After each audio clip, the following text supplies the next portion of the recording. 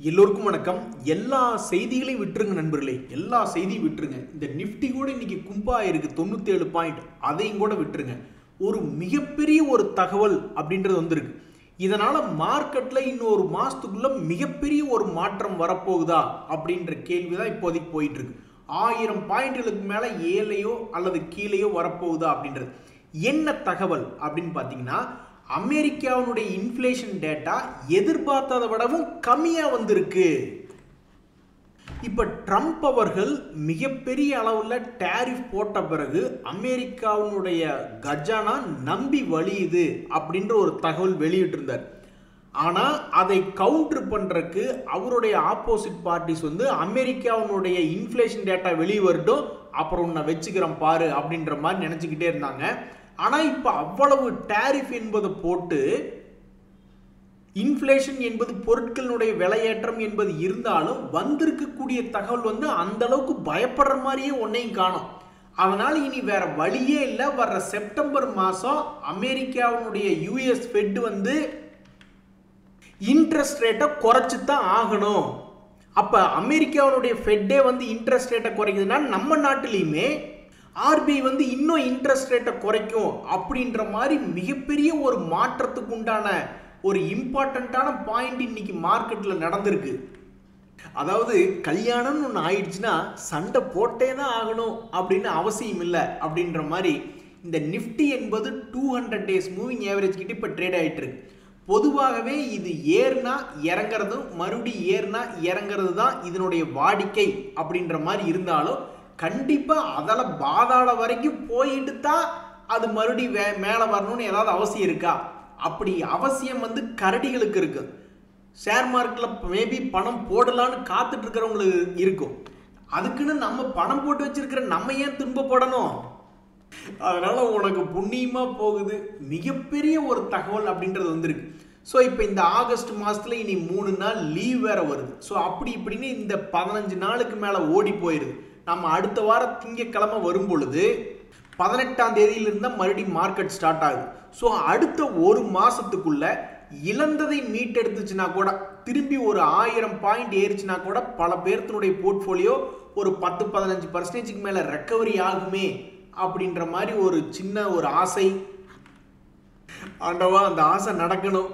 நாங்க எத்தனை காலத்துக்கு தான் இழந்ததை மீட்டெடுக்கிறத பத்தியே பேசுறது, நாங்க என்னைக்கு தான் புதுசா லாபத்தை பார்க்கறது அப்படின்றதே புரியாம இருக்கு.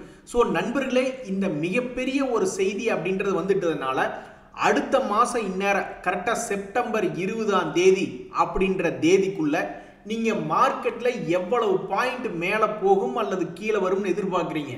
எனக்கெல்லாம் ஒரு 1000 பாயிண்ட் ரெக்கவரி ஆகி வந்துச்சுன்னா கூட போதும். இப்போ இருந்து இன்னொரு ஒரு மாசத்துல ஒரு 10-15% இழந்ததை மீட்டெடுத்து ரெக்கவரி ஆனா கூட போதும். சில பேர் 29,000 வந்தா சந்தோஷமா இருக்குமே அப்படிம்பாங்க.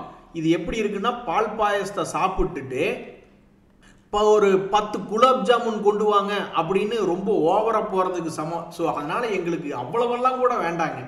இழந்ததை மீட்டெடுத்து கொடுத்தீங்கன்னா கூட உங்களுக்கு கோடி கும்பிடு அப்படின்ற மாதிரி. இன்னொரு குரூப் இருக்கு, கீழே 25,000 போட்டுன்னு. அந்த குரூப் கூட நான் பேச்சுவார்த்தையை பேச்சுக்க விரும்பல. அந்த குரூப்புக்கு நான் சப்போர்ட் பண்ணவும் மாட்டேன். ஆனால் ஒரு நிமிஷம் டெக்னிக்கல் பார்ட், 20,000 போட்டிருக்கு, 25,000 போட்டேன். ஸோ அந்த 20,000 போற குரூப்புக்கு எனக்கு எந்த விதமான ஃப்ரெண்ட்ஷிப்பும் கிடையாது. அடடா, இங்க பாத்தீங்களா நண்பர்களே, ஒரு நண்பருக்கு 14 வருஷமாகவே ஒரு வாய்ப்பு கிடைக்க மாட்டேங்குது. அவரு கிட்டத்தட்ட 2011 வாங்கியிருக்காரு. ரேணுகா சுகர், பஜாஜ் ஹிந்துஸ்தான் போன்ற சுகர் செக்டர்ல எல்லாம் உள்ள இறங்கியிருக்காரு. ஆனா கிட்டத்தட்ட 14 வருஷமா இவருக்கு லாபத்துக்கு வர்றக்கே வாய்ப்பு கிடைக்காம போயிருக்கு.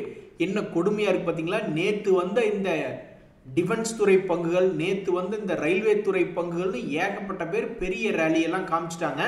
அதுவும் இல்லாமல் ஒவ்வொரு காலகட்டத்தில் ஒவ்வொரு மாதிரி இருக்குமா. அதாவது சில வருடங்களுக்கு முன்னாடி, சில 1000, 100, 50 வருடங்களுக்கு முன்னாடியெல்லாம் லாஜிஸ்டிக்ஸ் ரிலேட்டடான பங்குகள் தான் ரொம்பவுமே லீடிங்கில் இருந்தது.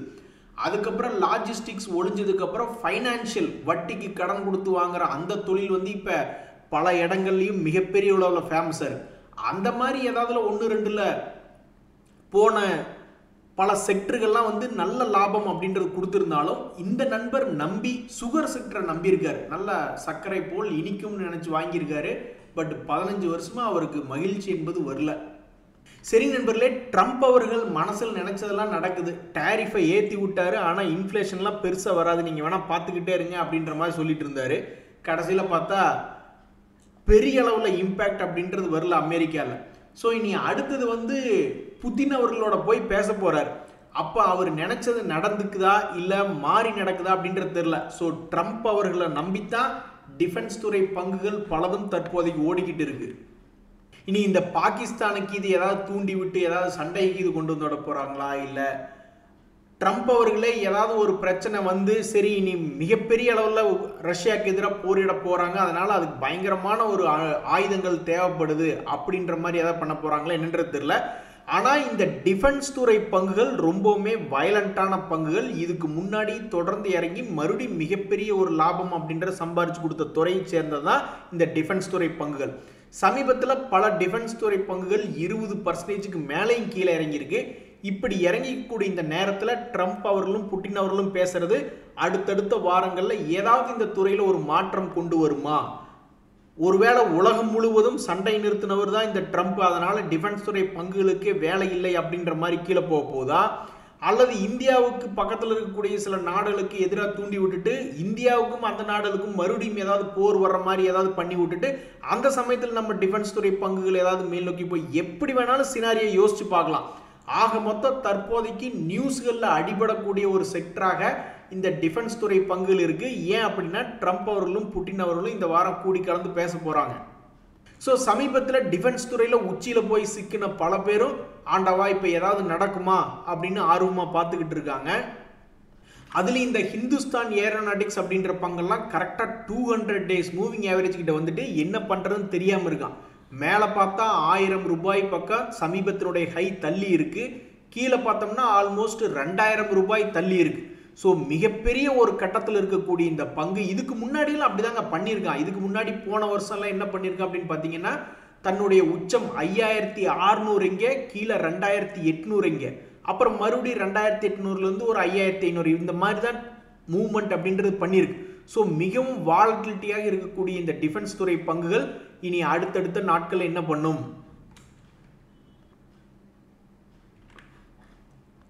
நாட்டில் தக்காளி விலை கிடுகிடுகிடுன்னு ஏறுது, வெங்காய விலை பயங்கரமாக ஏறுது, ஆனால் வாங்கி வச்சு ஷேர் ஏற மாட்டேங்குதே அப்படின்னு பல பேர் புலம்பிட்டு இருந்தாங்க. அது வந்து இந்த சொனாட்டா சாஃப்ட்வேர் அப்படின்ற பங்குல ரொம்பவுமே அதிகமாக புலம்பிட்டு இருந்தாங்க. சமீபத்தில் இதுக்கு முன்னாடி இருந்த ஏர்னிங் சீசன் சமயத்தில் அது 250 ரூபா டு 450 ரூபா வரைக்கும் நல்ல ஒரு வளர்ச்சி அடைஞ்ச பங்கு தான். அதுக்கப்புறம் பெருசாக எதுவும் மூவ்மெண்ட் இல்லை. சமீபத்தினுடைய ரிசல்ட்டுக்கு அப்புறம் இந்த பங்கு தற்போது இன்னைக்கு சிரிச்சு பேசும் விதமாக ஒரு பச்சை கிளியாக மனசுக்கு ரொம்ப பிடிச்ச மாதிரி இன்னைக்கு ஒரே நாளில் 13% ஏறி இருக்கு. நீ பண்ணதுலேயே இதுதாய உருப்படியான வேலை அப்படின்ற மாதிரி தொடர்ந்து ஒரு வருஷமாக இறங்கி கொண்டே இருந்த பங்கு தான் இந்த சொனாட்டா சாஃப்ட்வேர். இன்னைக்கு அந்த பங்கு வந்து 13% ஏறினதுல கொஞ்சம் மகிழ்ச்சிப்பா அப்படின்னு இந்த பங்கு வச்சிருக்கிறவங்களாம் யோசிச்சுட்டு இருப்பாங்க. ஏறினது இனி நாளைக்கு இறங்காமல் இருந்தா சரி. நண்பர்களே, அடிக்கடி திடீர்னு சரிவடைஞ்சிரும், அப்புறம் மறுபடியும் கொஞ்சம் ரெக்கவரி ஆகும் அப்படின்ற மாதிரி கடந்த 6 மாசமாக ட்ரேட் ஆகி கொண்டு இருக்கக்கூடிய ஒரு பங்குகளில் இந்த ஹிமாத்ரி ஸ்பெஷாலிட்டி கெமிக்கல் அப்படின்ற பங்கு ஒன்று இன்னைக்கு 5% என்பது ஏறி இருக்கு.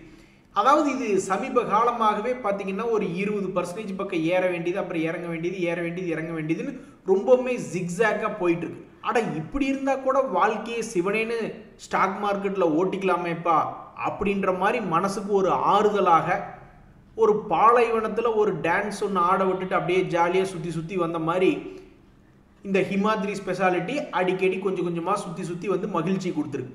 அப்படி இருக்கக்கூடிய இந்த பங்கு சமீபத்தில் மிகவும் சரிவடைஞ்சு கிடந்து ஒரு 2 months லோ அப்படின்ற மாதிரி ட்ரேட் ஆகிட்டு இருந்தது. அந்த பங்கு இன்னைக்கு ஒரு 5% ஏறினதுல ரொம்ப மகிழ்ச்சியாக இருக்குது.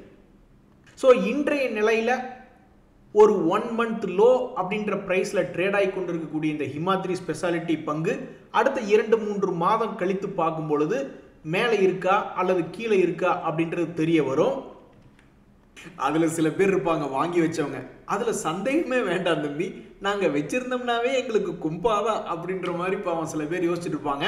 ஆனால் மார்க்கெட்டில் இப்படி நடக்குது, இறங்குவதும் ஏறுவதுமாக பல பங்குகள் இருக்கு. ஆனால் துரதிருஷ்டவசமாக பல பேர் வாங்கினதுக்கு அப்புறம் தான் இறங்குறான். சில பேர்லாம் சொல்லுவாங்க 1000 எதிரிகள் வந்தாலும் நான்லாம் கவலைப்பட மாட்டேன் அப்படின்னு. அது மாதிரி தான் இது. இந்த மகாராஷ்டிரா சீம்லெஸ் அப்படின்ற பங்கு இன்னைக்கு 3% என்பது ஏறி இருக்கு. ஆனால் கடந்த ஒரு வருஷமா அவன் என்ன பண்ணியிருக்கான்னு பாருங்க. எத்தனை தடவை தான் விழுந்து விழுந்து எந்திரிப்பான்னு தெரில. போன வருஷத்துலேருந்தே ஒரு குறிப்பிட்ட இடத்துல வந்து விழுக வேண்டியது, எந்திரிக்க வேண்டியது, விழுக வேண்டியது, எந்திரிக்க வேண்டியது, இப்படியே தான் பண்ணி கொண்டு இருக்கிறது இந்த பங்கு. இது எப்போ தான் அந்த இடத்த விட்டு கீழே போவான் அல்லது எப்போ தான் இவனுடைய முக்கியமான இடத்த விட்டு மேலே போவான்னே தெரியாமல் இருக்கு.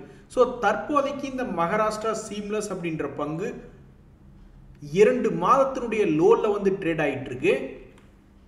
இனி அடுத்தடுத்த நாட்களில் இந்த பங்கு என்ன பண்ண போகுதுன்னு தெரியல. அது அந்த ஆண்டவனுக்கு தான் தெரியும். பட் இன்றைய தேதியில் அது 2 மாதத்தினுடைய லோவில் ட்ரேட் ஆகிட்டு இருக்கு. நண்பர்களே, அந்த காலத்துலலாம் பார்த்தீங்கன்னா இப்போ கூட சமீபத்தில் சில வருடங்களுக்கு முன்னாடி பல பேர் 100%, 200%ன்னு லாபம் சம்பாரித்து சாதனை படைச்சிட்டு இருந்தாங்க ஸ்டாக் மார்க்கெட்டில். ஆனால் இப்போ விளையாட்டாக இன்னைக்கு காலையில் கூட ஒரு நண்பர் சொல்லிட்டு இருந்தார், அப்போல்லாம் 100-200% சம்பாரிச்சிட்டு இருந்தாங்க, அப்புறம் 20% சம்பாரிச்சிட்டு இருந்தாங்க, இப்போல்லாம் 2% கிடைச்சாவே வித்துட்டு ஓடி போயிடுவாங்க போல அப்படின்ற மாதிரி சொல்லிட்டு இருந்தார். அந்த வகையில் இந்த PCBL அப்படின்ற பங்கு கடந்த 8 மாத காலமாக இவன் இப்படி தான் போய்கிட்டு இருக்கான். அந்த நண்பர் சொல்கிற மாதிரி ஒரு 10-20% கிடைச்சா எல்லாம் வித்துட்டு ஓடி போயிடுவாங்க போல சமீபத்தில். அந்த வகையில் இந்த 2025 ஒரு குறிப்பிட்ட லோ வந்த உடனே அப்படியே தன்னுடைய லோவை நிறுத்திக்கிற மாதிரியும், குறிப்பிட்ட ஹை வந்த உடனே வெளியே வந்துடுற மாதிரி இருக்குது. ஆனால் ரொம்ப நாள் இந்த மாதிரி சைட்வேஸ்லேயே இருக்காது. இவனுடைய சைட்வேஸ் என்னைக்கு உடைப்படுதுன்னு தெரியல. பட் தற்போதைய நிலைமையில இப்போதைக்கு அது ஆல்மோஸ்ட் சமீபத்தினுடைய 3 months லோவில் வந்து ட்ரேட் ஆகிட்டு இருக்கு. இது திரும்பி மறுபடியும் 3 months ஹை வந்துச்சுன்னா மகிழ்ச்சியாக தான் இருக்கும். ஆனாலும் பாருங்க, அப்புறம் புதுசாக இதை விட சீப்பாக வாங்கணும் அப்படின்னு நினைக்கிறவங்களுக்கு அப்புறம் வாய்ப்பு இல்லாமல் போயிடும். ஸோ இந்த பங்கு புதுசாக இன்னுமே சீப்பாக வாங்கணும் அப்படின்னு நினைக்கிறவங்களுக்காக கீழ் நோக்கி வரப்போகிறதா, அல்லது ஏற்கனவே வாங்கி வச்சுக்கிட்டு இது எப்போதான் மேலே ஏறும் அப்படின்னு காத்துட்டு இருக்கிறவங்களுக்கு உதவி செய்ய போகிறதா அப்படின்றது பொறுத்திருந்து தான் பார்க்கணும். நண்பர்களே, 2 பெரிய மனுஷங்க இருக்காங்க. ஆனால் நீங்கள்லாம் பெரிய மனுஷங்களாயா, எப்பயே எங்கள் கேள்விக்கு பதில் சொல்லுவீங்க அப்படின்ற மாதிரி இந்த டைட்டன் போன்ற பங்கு, பஜாஜ் ஆட்டோ போன்ற பங்குகள்லாம் பல பேர் பார்த்துட்டு இருக்காங்க. எதுக்கு? அட, நீ பழைய ஹையாவது வரலாம்ல. இப்போ சமீபத்தில் கீழே போய் ஒரு 1 month லோவில் விழுந்த, அங்கேருந்து கொஞ்சம் ஏறி இருக்கு, அப்படியே பிக்கப் ஆகி நீ பழைய ஹை வந்தினாவது எங்களுக்கு மகிழ்ச்சியாக இருக்கும்ல. இல்லைன்னா கடைசிக்கு நீ உன்னுடைய பழைய லோ போ, ஏதாவது ஒன்று பண்ணு. இப்படி பெரிய ஆளாக இருந்துக்கிட்டு ஒரே இடத்துல உட்காந்துட்டு இருந்தா என்னையா அர்த்தம்? கிட்டத்தட்ட ஜூலை மாதத்தில் எடுத்து பார்க்கும்போதுலேருந்து இப்போ பார்த்தோம்னா ஒரே இடத்துல இருக்க. இது யாருக்கு லாபம் அப்படின்ற மாதிரி நினச்சிட்டு இருக்காங்க. அதே மாதிரி தான் இந்த பஜாஜ் ஆட்டோ அப்படின்ற பங்கையும் பார்க்கும்போது உன்னை பல பேர் பார்த்துட்டு இருக்காங்க. ஆனால் அவங்க தொடர்ந்து தோல்வியே தழுவிட்டு இருக்காங்க. ஏன்னா மே மாதத்துலேருந்து நீ ஒரே இடத்துல உட்காந்துட்டு இருக்க. It's really miracle.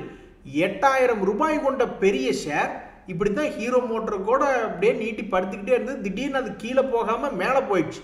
சந்தோஷம்தான், மகிழ்ச்சி தான். அதே மாதிரி நீ மகிழ்ச்சியை கொடுக்கலாம்ல அப்படின்ற மாதிரி இந்த பங்கை தொடர்ந்து நிறைய பேர் பார்த்துட்டு இருக்காங்க. ஆனால் இப்போ வரைக்கும் பாவம் தோல்வியை தான் தழுவிக்கிட்டு இருக்காங்க. ஏன்னா இவன் தான் ஏறவே இல்லையே. என்னையே அது 200 days மூவிங் ஆவரேஜுக்கே மிகப்பெரிய அவமானம். அதாவது அவமானங்கள் 2 வகைப்படும். ஒன்று, இந்த 200 days மூவிங் ஆவரேஜை சுற்றியே பாம்பு மாதிரி நெளிஞ்சிக்கிட்டு இருக்கு. அது இந்த 200 days மூவிங் ஆவரேஜனுக்கு ஒரு பெத்த அவமானம். 2வது அப்படின்னு பார்த்தீங்கன்னா இது மிகப்பெரிய விலை கொண்ட ஷேர், 8000 ரூபாய் ஷேர். ஸோ அசால்ட்டாக ஒரு 1000 ரூபாய் ஏறி இறங்கினா கூட நல்லா இருக்குமே நிறைய பேர் நினச்சிட்டு இருப்பாங்க. எதுக்குமே அசைஞ்சு கொடுக்காம ஒரே இடத்துல சுற்றிக்கிட்டு இருக்கு. ஆக நீங்கள் 2 பேரும் பெரிய மனுஷங்களா இல்லையா அப்படின்றத இன்னொரு 1 மாதத்துக்குள்ளே அடித்து காட்டுங்க அப்படின்ற மாதிரி தான் பல பேர் பார்த்துட்டு இருக்காங்க. நண்பர்களே, இந்த சமயத்தில் 2 பேர் உண்மையிலேயே மிகப்பெரிய ஆளுகளாகவும் வல்லவர்களாகவும் ரொம்ப ஃபேமஸான ஆளுகளாகவும் இருந்தாங்க. இந்த இன்ஃபோசிஸ், ஜம்மு அண்ட் காஷ்மீர் பேங்க் போன்றதெல்லாம் அதை உண்மையிலேயே வந்து ரொம்ப கீழே இறக்கி வச்சு ஒரு மாதிரி மன வேதனை ஏற்படுத்திட்டு இருக்காங்க. இந்த இன்ஃபோசிஸ் எப்படி கீழே இறங்கியிருக்கான் பாருங்கள். அந்த 2 days மூவிங் ஆவரேஜ் தொட்ட பிறகு கொஞ்சம் கூட தாண்ட முடியாமல் எப்படி கீழே இறங்கியிருக்கான் பாருங்கள். ஸோ இப்போ இந்த இன்ஃபோசிஸ் அப்படின்ற பங்கு மிகவும் பெரிய பங்காக இருந்தது. ட்ரம்ப் அவர்கள் வந்த பிறகும் அமெரிக்காவில் ஸ்திரத்தன்மை என்பது இல்லாதனாலையும் பாவம் இந்த பங்குகள்லாம் ஊசலாடிக்கிட்டு இருக்கு. அந்த வகையில் இந்த இன்ஃபோசிஸ் என்பது ஒரு மாதத்தினுடைய லோ ப்ரைஸில் ட்ரேட் ஆகிட்டு இருக்கு. இனி இது என்ன பண்ண போகுது அப்படின்றது தெரில. அதே மாதிரி இந்த ஜம்மு அண்ட் காஷ்மீர் பேங்க் ரொம்ப அருமையாக தான் இருந்தது, நல்ல அருமையான வளர்ச்சி. 20 ரூபாயிலிருந்து அவன் பாட்டுக்கு 140 ரூபா வரைக்கும் போன மாதிரி சார்ட்டில் காமிச்சிட்டு இருக்காங்க. ஸோ அதுக்கப்புறம் வந்து தொடர்ந்து மார்க்கெட் சரியில்லாதனாலையும் அந்த ஜம்மு அண்ட் காஷ்மீர் பேங்க்ல சமீபத்தினுடைய ஒரு இறக்கத்தினாலையும் கொஞ்சம் வாலட்டிலிட்டியாக ட்ரேட் ஆகிட்டு இருந்தது. இப்போ இந்த பேங்க்ல என்ன ஒரு தகவல் அப்படின்னு பார்த்தீங்கன்னா 200 டேஸ் மூவிங் ஆவரேஜ் என்பதை தற்போதைய நிலைமையில தாண்டி இருக்கு. இனி இதுக்கப்புறம் அடுத்த சில மாதங்களில் இந்த ஜம்மு அண்ட் காஷ்மீர் பேங்க் என்ன பண்ண போகுது அப்படின்றது தெரியல. இன்னும் 2 பங்குகளில் ஒரு பங்கு ரொம்பவுமே ஃபேமஸான பங்கு ஹட்கோ அப்படின்ற பங்கு. இந்த ஆப்கான்ஸ் அப்படின்ற பங்கு சமீபத்தில் மார்க்கெட் இறங்கி கொண்டிருக்கக்கூடிய நேரத்தில் ஈவன் கொஞ்சம் திரும்பி மேல் நோக்கி ஏறி வந்த ஒரு பங்காக இந்த ஆப்கான்ஸ் அப்படின்றது இருக்கு. என்னன்னே செஞ்ச பாவத்துக்கு பிராய்ச்சித்தை தேட பார்க்குறியா அப்படின்ற மாதிரி சமீபத்தில் 600 ரூபாய்களெல்லாம் ட்ரேட் ஆகி கொண்டிருந்த பங்கு தான் இந்த ஆப்கான்ஸ் இன்ஃப்ரா அப்படின்ற பங்கு. அதன் பிறகு 52 வீக் லோ பக்கத்தில் போயிருக்குது. ஆக்சுவலாக இந்த வருஷத்தில் 2025 பார்க்கும் பொழுது பல முறை இந்த லோ பக்கத்தில் வந்திருக்கா, இன்னும் ஒரு முறை கூட உடைக்கல. இதுக்கு முன்னாடியுமே ஆகஸ்ட் மாதத்தினுடைய தொடக்கத்தில் லோ வரைக்கும் போயிட்டு சும்மா லேஸ் வாக்கில் ஏறி இருக்கா. இதுக்கு என்னைக்கு ஒரு சாப விமோச்சனை கிடைக்கும் அப்படின்ற மாதிரி தெரியல. ஸோ தற்போதைய நிலைமையில் ஆப்கான்ஸ் இன்ஃப்ரா அப்படின்ற பங்கு 52 வீக் லோ பக்கத்தில் ட்ரேட் ஆகி கொண்டிருக்கக்கூடிய ஒரு பங்காக இருக்குது. என்னைக்கு மேலே வரும் அல்லது என்னைக்கு புது லோ போகும்னு தெரியல. பட் இன்னைக்கு தேதியில் ஒரு வருஷத்தினுடைய லோ ப்ரைஸில் ட்ரேட் ஆகிட்டு இருக்கு. இந்த ஹட்கோ அப்படின்ற பங்குமே பார்த்தீங்கன்னா இந்த 2025 மிக முக்கியமான ஒரு பெரிய மூமெண்ட், அதாவது பல பங்குகள் இப்போ நம்ம சமீபத்தில் சின்ன சின்ன மூமெண்ட்டில் பார்த்துக்கிட்டு இருந்தோம். ஆனால் இந்த ஹட்கோ 2025 தொடக்கத்திலிருந்து மிகப்பெரிய அளவில் சரிஞ்சு என்னங்க இப்படி இறங்கியிருக்காங்க, 250 ரூபா எங்கே, 150 ரூபா எங்கே, அப்புறம் மறுபடியும் 150 ரூபாயிலிருந்து 250 ரூபா அப்படி போய் விளையாண்டுக்கிட்டு இருந்திருக்கக்கூடிய இந்த ஹட்கோ அப்படின்ற பங்கு தற்சமயம் 200 டேஸ் மூவிங் ஆவரேஜ் கீழே ட்ரேட் ஆகி கொண்டிருக்கிறது அப்படின்றதான் தகவல். இந்த ஷேரை பார்க்குறவங்க நிறைய பேர் என்ன நினைப்பாங்க, ஓகே இதுக்குள்ள ஸ்ட்ரென்த் இல்லை, அப்போ அப்படியே லேசு வாக்கில் இவனை பிடிச்சி யாராவது குப்புன்னு கீழே தள்ளி விட்டு ஒரு 150 ரூபா வந்துச்சுன்னா ஜாலியாக இருக்குமே அப்படின்ற மாதிரி நினைப்பாங்க. ஏன் அப்படின்னா 150 ரூபா வந்துட்டா ஒரு நல்ல லோ ரேட் தானே. இந்த 2025 150 ரூபா அப்படின்றது ரொம்ப விலை குறைந்த ரேட்டு. இந்த பங்கு கிட்டத்தட்ட ஒரு 1.5% டிவிடெண்ட் கொடுத்து கொண்டு இருக்கக்கூடிய பங்கு. அப்போ இது மாதிரி பங்கு வந்து டக்குன்னு கீழே வந்து விழுந்துட்டான்னு வச்சிங்களேன், தற்போதைய நிலைமையில் எந்த குவார்ட்டர்லையும் நஷ்டம் என்பது ஒரு பண்ணாத பங்காக இருக்குல்ல. ரொம்ப சீப்பான ரேட்டு கிடைச்சா இப்போ கூட நிறைய பேர் போய் பை ஒன் கெட் ஒன் ஆஃபர்னு போய் சாரி தூக்கிட்டு வந்திருக்காங்க. அதை பற்றி நான் பேச விரும்பல. அந்த மாதிரி நிறைய பேர் ஸ்டாக் மார்க்கெட்டில் என்ன யோசிப்பாங்கன்னா, நல்ல ஒரு வருஷம் லோ அல்லது 2 வருஷம் லோவில் வந்து விழுந்தால் நல்லா இருக்குமே அப்படின்ற மாதிரி அப்படி யோசிக்கிறவங்களும் இருப்பாங்க. ஸோ கீழே விழுகுன்னு யோசிக்கிறவங்களுக்கு இந்த பங்கு ஆதரவு தரப்போகுதா, அல்லது ஏற்கனவே வாங்கி வச்சுக்கிட்டு நீங்கள்லாம் ஏற மாட்டீங்களா சார் அப்படின்னு கேட்டுட்டு இருக்கிறவங்களுக்கு உதவி செய்ய போகிறதா அப்படின்றது பொறுத்திருந்து தான் பார்க்கணும். எப்படியோ நண்பர்களே, மிகப்பெரிய ஒரு தகவல் வந்திருக்கு US CPI. ஸோ இதை வச்சுக்கிட்டு மார்க்கெட்டை எந்த அளவுக்கு முன்ன பின்ன கொண்டு போகிறாங்க அப்படின்றதான் ரொம்ப முக்கியம். நன்றி, வணக்கம்.